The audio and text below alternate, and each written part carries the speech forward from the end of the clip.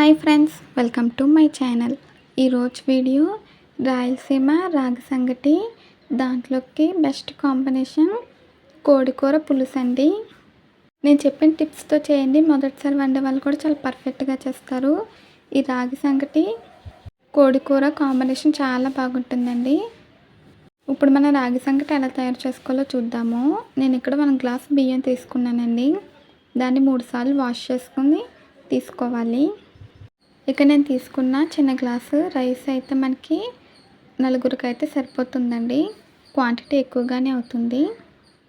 నేను ఇక్కడ బియ్యాన్ని వాష్ చేస్తున్నానండి.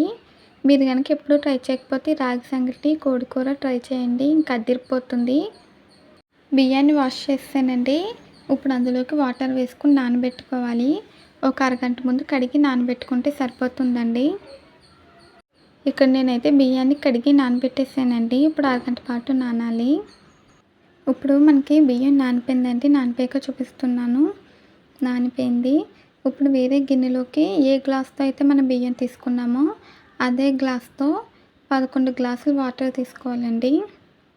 మనకి 11 గ్లాసులు వాటర్ అయితే కరెక్ట్గా సరిపోతుంది. వేరే గిన్నెలోకి నేను ఇక్కడ 11 గ్లాసెస్ వాటర్ తీసుకున్నానండి. వాటర్ ఎక్కువగానే ఉండాలి, అప్పుడే మనకి రైస్ బాగా ఉడుకుతుందండి.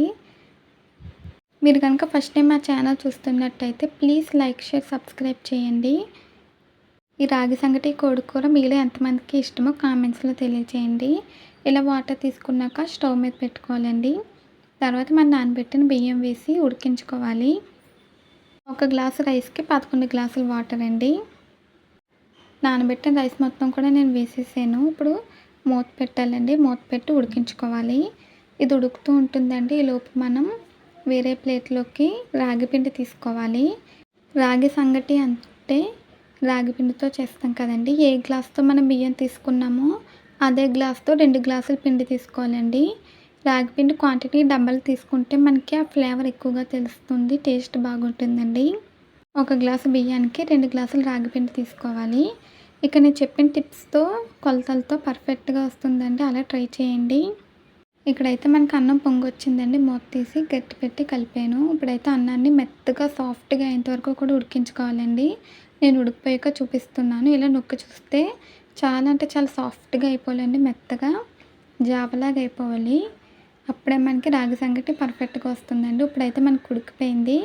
స్టవ్ ఆఫ్ చేయకూడదండి. సిమ్లో పెట్టేసి మనం ముందుగా 2 గ్లాసులు రాగిపిండి తీసుకున్నాం కదండి, అది కొంచెం కొంచెంగా ఇలా పైన వేసుకోవాలి. రాగిపిండి వేసాక గట్టి పెట్టి కలపకూడదండి. కలపకుండా పిండి వేసేసి మూత పెట్టి మళ్ళీ ఒక 10 నిమిషాల పాటు సిమ్లో పెట్టి ఉడికించాలండి.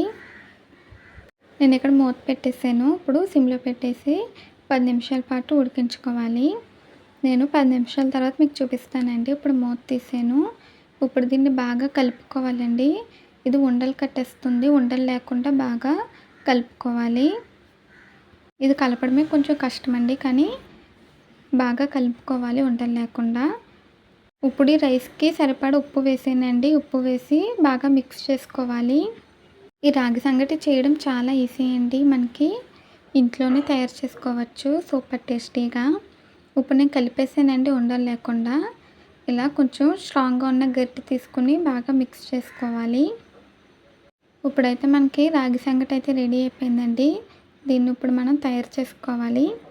ఇప్పుడు దీన్ని మూత పెట్టేసి ఒక 10 నిమిషాలు అలా వదిలేయండి. కొంచెం చల్లారాలి. 10 నిమిషాల తర్వాత మూత తీసానండి.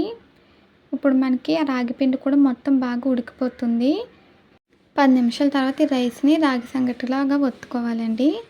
చేతిని చల్లనీళ్ళలో వేసి తడుపుకుంటూ ఇలా రౌండ్గా చేసుకోవాలండి. వేడిగా ఉన్నప్పుడే చేసుకోవాలి, అప్పుడే మనకి ఇది రౌండ్గా కరెక్ట్గా షేప్ వస్తుంది. వేడిగా ఉన్నప్పుడు చేతులు కాలుతూ ఉంటుంది కదండి, అందుకే పక్కన ఇంకో గిన్నెలోకి చల్లటి నీళ్ళు తీసుకుని అందులోకి చేతులు ముంచి తర్వాత ఇలా ఒత్తుకోవాలండి. అప్పుడు చేతులు కాలకుండా ఉంటుంది. ఇది వేడి మీద చేస్తేనే మనకి పర్ఫెక్ట్గా వస్తుందండి. చల్లారిపోయాక అస్సలు రాదు, గట్టి పడిపోతుంది. ఇది వేడిగానే సర్వ్ చేసుకోవాలండి. అప్పుడే దీని టేస్ట్ మనకి బాగా తెలుస్తుంది. చల్లారిపోయాక అంతగా తెలియదండి. వేడివేడిగా చేసుకొని వేడివేడిగా సర్వ్ చేసుకోవాలి. ఇలాగే చేతుల్ని వేరే గిన్నెలోకి చల్లని నీటిలో తడుపుకుంటూ ఇలా రౌండ్గా రాగి సంగటిలో ఒత్తుకోవాలండి. ఇలాగే మొత్తం రైస్ని మనం తయారు చేసుకోవాలి. నేను ఇక్కడ రాగి సంగటి అయితే తయారు చేసానండి. ఇప్పుడు దీంట్లోకి కోడికూర పులుసు ఎలా వండుకోవాలో చూద్దాము. కోడికూర పులుసు తయారీ విధానం చూద్దామండి. ప్యాన్ పెట్టి ఆయిల్ వేసాను. హీట్ అయ్యాక ఉల్లిపాయ ముక్కలు, పచ్చిమిర్చి వేసి గోల్డ్ కలర్ వచ్చేంత వరకు వేయించుకోవాలి. ఇది ఫ్రై అవుతూ ఉంటుందండి. ఈలోపు నేను ఇక్కడ చికెన్ని శుభ్రం చేసి పెట్టుకున్నాను. చికెన్ని ఉప్పు నీళ్ళలో వేసి బాగా శుభ్రంగా కడిగి తీసుకోవాలండి. అప్పుడే మనకి నీచు వాసన రాకుండా ఉంటుంది. కర్రీ కూడా టేస్ట్గా ఉంటుందండి. శుభ్రం చేసి పెట్టుకున్న చికెన్ని ఉల్లిపాయలు ఫ్రై అయిపోయాక ప్యాన్లో వేసుకోవాలి. వేసుకొని బాగా కలుపుకోవాలండి. ఇది కోడికూర మనం ఇగురులాగా దగ్గరగా ఫ్రై చేసుకోకూడదండి. అప్పుడు మనకి రాగి సంగట్లోకి బాగోదు. పులుసులాగా దించుకోవాలి. అప్పుడే మనకి రాగి సంగట్లోకి చాలా బాగుంటుందండి. ఒకసారి కాంబినేషన్ ట్రై చేస్తే మళ్ళీ మళ్ళీ ఇదే తింటారు, అంత బాగుంటుందండి. ఇంటికి చుట్టాలు వచ్చినప్పుడు ఇలా రాగి సంగటి, కోడికూర పులుసు చేసి పెట్టండి. తిన్న వాళ్ళు ఎవరైనా సరే ఫిదా అయిపోతారు, అంత బాగుంటుందండి. చికెన్ ఇలా ఒక 5 నిమిషాల పాటు మగ్గించుకున్నాక తర్వాత కొంచెం ఉప్పు వేసానండి. ఉప్పు వేసి కలుపుకొని మగ్గించుకోవాలి. ఉప్పు వేయడం వల్ల మనకి చికెన్లోంచి వాటర్ వస్తుందండి. ఆ వాటర్లో చికెన్ని బాగా మగ్గించుకోవాలి. మూత పెట్టేసి ఆ వాటర్లో చికెన్ బాగా మగ్గించుకోవాలండి. మూత తీసి మధ్య మధ్యలో కలుపుకుంటూ ఉండాలి. చికెన్ ఇలా ఫ్రై చేసుకోవడం వల్ల మనకి చికెన్ టేస్టీగా ఉంటుందండి కర్రీ. తర్వాత ఇక్కడ అల్లం వెల్లుల్లి paste, whole garam masala paste, పచ్చి మసాలా పేస్ట్ చేసానండి. ఆ రెండు కలిపి పచ్చి మసాలా పేస్ట్ చేసి తగినంత కర్రీలో వేసుకొని పచ్చివాసన పోయేంత వరకు కూడా ఫ్రై చేసుకోవాలి. ఇప్పుడు మనకి పచ్చివాసన పోయిందండి.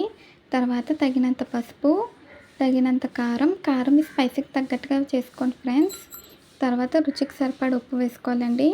మనం ముందు కొంచెం ఉప్పు వేసాం కదా, అప్పుడు కొంచెం వేసుకుంటే సరిపోతుంది. ఇంకా మళ్ళీ ఇందులో విడిగా అల్లం వెల్లుల్లి పేస్ట్, గరం మసాలా పేస్ట్ వేయాల్సిన అవసరం లేదండి. పచ్చి మసాలాలో ఉంది కదా.